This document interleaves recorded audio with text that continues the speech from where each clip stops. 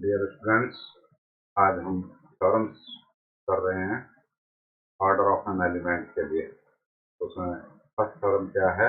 यदि V एक परिमित ग्रुप है और order of V is equal to n, A belongs to V, A इसका कोई अवयव है।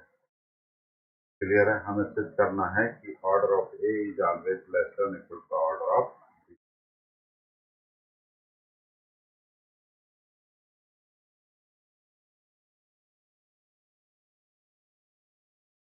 यानी कि ग्रुप V में किसी अवयव की कोटि ग्रुप की कोटि से कम होती है या इसके बराबर होती है। ये सिद्ध करने के लिए, क्योंकि A बिलोंग्स टू G है, तो A स्क्वायर A की पावर n ये सब G के ही अवयव होंगे। क्यों? क्योंकि ये ग्रुप है तो समरूपता से ऐसा होगा। और A की power G equal to identity, और G ग्रुप है तो उसमें आइडेंटिटी भी होनी ही चाहिए। अतः A की पावर 0, A स्क्वायर A की पावर n ये सब G के एलिमेंट। अब चूंकि दिया हुआ है G में तो कितने अवयव हैं? केवल n अवयव हैं। और ये इन अवयवों की संख्या कितनी हो गई? यहाँ 0 से शुरू कर रहे हैं, यहाँ 1 घात है, ये 2 है, ये n है, यानी कुल अवयवों की संख्या कितनी हो गई? n+1 हो गई। और G में केवल n ही अवयव है। इसका मतलब इनमें से कुछ अवयव समान है। माना A की power R is equal to A की पावर S, यानी कि ये जो दो अवयव हैं इसमें कहीं A की पावर R होगा, A की पावर S होगा। ये दोनों अवयव समान है जहाँ R is less then S। और मैं A की पावर R और इस पर ऑपरेट कर दूं A की पावर -R दोनों तरफ, तो क्या आएगा? इधर तो A की पावर 0 हो जाएगा और इधर A की पावर S-R हो जाएगा। और S-R को मैं क्या मान लूँ? कोई एक राशि मान लूँ। माना ये क्या है?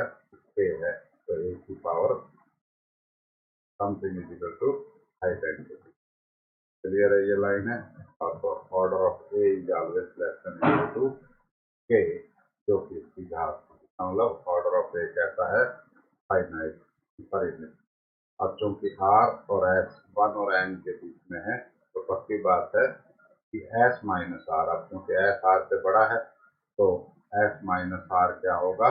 धनात्मक राशि होगी। This is always greater than 0 but less than n। Clear है? ये लाइन है। S-R एक धन पूर्णांक है, ग्रेटर देन 0 है। और order of A is always less than और equal to K is less than और equal to n means the order of G। अतः किसी भी ग्रुप में उसके अवयव की कोटि ग्रुप के अवयव की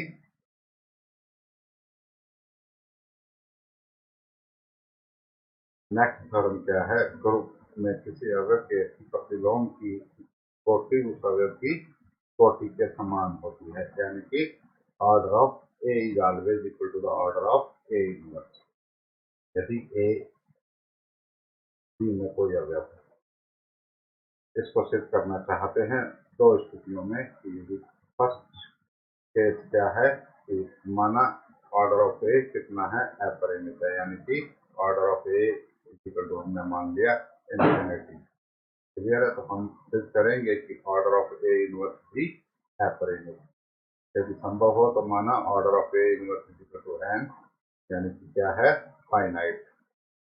क्लियर है? ये लाइन है। तो order of A inverse equal to n means A inverse equal to A inverse की घात n is equal to by definition of order of an element। तो एक A inverse की घात n बराबर ही, और मैं -1 और n को इंटरचेंज कर सकता हूँ। क्यों? क्योंकि हम जानते हैं A की power n is equal to A की power mn is equal to A की पावर n की पावर n। अतः A n की घात -1 इज इक्वल टू e। और मैं इसको यूँ लिख सकता हूँ A की पावर n -1 मीन्स A की power n is equal to identity. यहाँ -1 दो बार आ गई घात, इनवर्स दो बार हो गया, मीन्स A की पावर n। क्योंकि हम जानते हैं A inverse is equal to वापस ये आ जाता है। इसका मतलब A की power n is equal to identity means order of A क्या होगा, n से छोटा या बराबर होगा, means order of A is finite. Clear है, जो कि विरोधाभास है, क्योंकि हमने तो ये मान लिया था कि ऑर्डर ऑफ ए कितना है, इनफाइनाइट। अतः ऑर्डर ऑफ ए इनवर्स भी क्या होगा, इनफाइनाइट होगा, ये फाइनाइट नहीं है। बच्चों विरोधाभास आ गई चीजें, अतः ये ऑर्डर ऑफ ए इनवर्स भी इनफाइनाइट। दूसरी स्थिति में हम ये मान लें कि ऑर्डर ऑफ ए कितना है, एन है, यानी कि एक फाइनाइट क्वांटिटी है, परिमित राशि है, और हम एवं ए इनवर्स का ऑर्डर भी मान लिया मैंने एन है, और हम सिद्ध कर देंगे कि order of A is equal to order of A inverse, यानी कि N is equal to M. कैसे सिद्ध करें, क्योंकि order of A is equal to N है, इट मीन्स ए की power N is equal to identity. Clear है ये लाइन है। अब ए की पावर एन की पावर -1, दोनों तरफ माइनस घात ले लें, डी इनवर्स। क्लियर है, यहाँ भी मैंने क्या किया, -1 घात लगा दी, यहाँ भी -1 घात लगा दी, यहाँ मैंने इंटरचेंज कर दिया है। क्लियर है, और E inverse is always equal to, क्योंकि E inverse is always equal to, तो ऑर्डर ऑफ ए इनवर्स कितना हो जाएगा, less than equal to N हो जाएगा। लेकिन हमने तो ये मान रखा है कि ए इनवर्स का ऑर्डर कितना है, एन है। Order of A inverse is equal to N, ये हमने मान रखा है। क्लियर है ये लाइन है।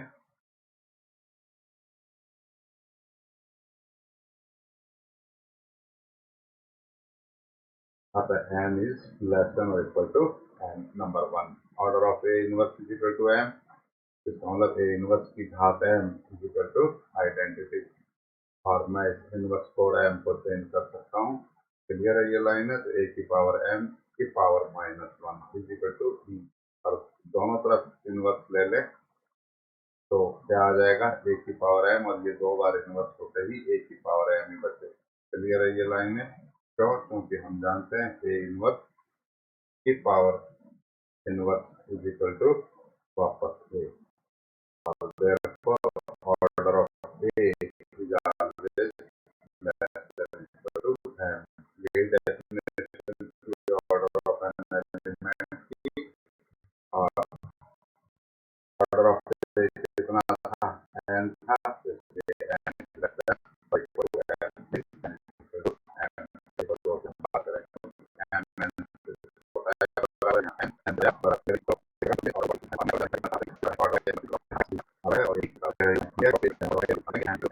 लेकिन उससे पूर्व हम ये सिद्ध करेंगे कि एक्स ए एक्स इनवर्स की घात N is equal to x ए की पावर एन एक्स इनवर्स, यानी कि हम क्या सिद्ध करना चाहते हैं, एक्स ए एक्स इनवर्स